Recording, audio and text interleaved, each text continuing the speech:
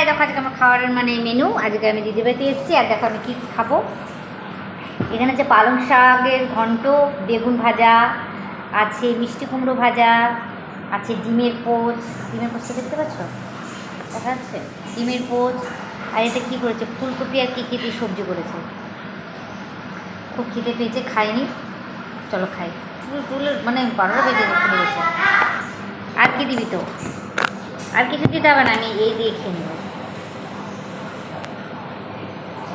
ডিম, বাড়িতে একটা ডিম খাই না, এনে আসছি। আরে একটা পোচ বানালি কেন রে? দুটা বানাতে পারলি না? ডিম জানিস আমি একটা পোচ খাই না, একটা টাইম বানালি পোচ, বুঝতে পারো না? প্রথমে বললি 5 দিন কিছুই খাবি না, তারপরে আমি একটা বানিয়ে দিলাম, এখন বলছিস দুটা খাবি। ভগবান গো, তুই যখন বানালি বেশি করে বানা। তুই আমার সাথে বললি খাবি না, দিদি আমি খাবো না, আজকে মঙ্গলবার আমি কিছুই খাবো না 5 দিন। যেহেতু কনফারেন্স করলাম যে পুরো খা, তো সেদিন তো একটা সেটা দুটো ডিম খাবো। দুইটা দে, একবারে কি হয়? রাক্ষস, এই গরমটার জন্য তো পেট খারাপ হয়ে যাবে, একটাই খা। মাছ আছে, মাছ দেবো না।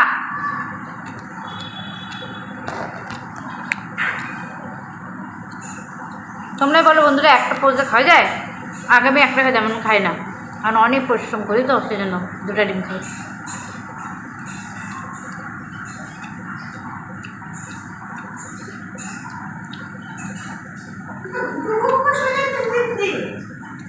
আরে একটা ডিম খেতে হয় না, কখনো একটা ডিম খাবি না, কখনো ডবল ডিম আমলেট খাবি।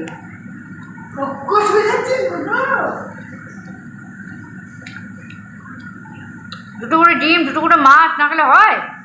তোমরাই বলো, সারাদিন কত কাজ করতে হয়। আমি যদি বেশি বেশি না খাই, ভালো না থাকি, তো সবাইকে ভালো রাখবো কী করে?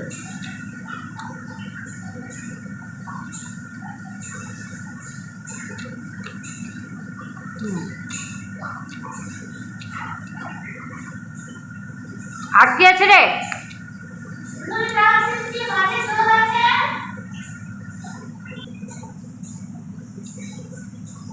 মাছের ঝোল আছে, মাছ ভাজা নাই।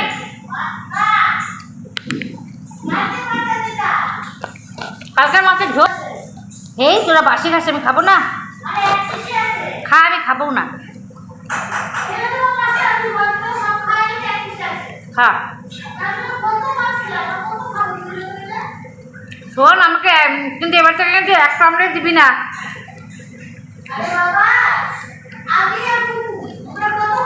আরে আমি বললাম আমাকে একটা ডিম দিবি না, সবসময় ডবল ডিম দিবি।